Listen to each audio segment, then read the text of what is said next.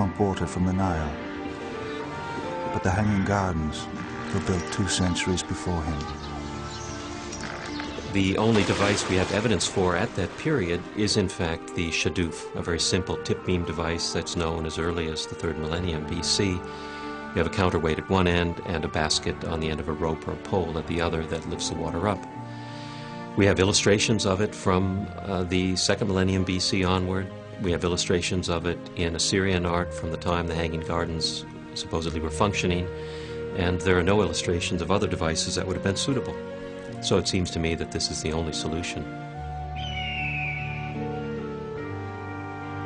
Today we overcome our engineering problems with machinery.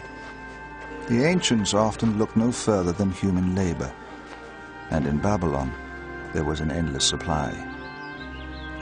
The Western perception of the Hanging Gardens has been highly idealized.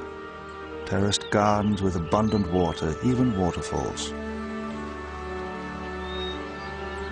When I was a child, the image conjured up by the Hanging Gardens was that of gardens that somehow hung downwards. But in fact, if you look at gardens that are carefully maintained in the Middle East on terraces, generally you have plants that rise upward from the terraces. In arid regions, in the desert, water is so precious it's like gold.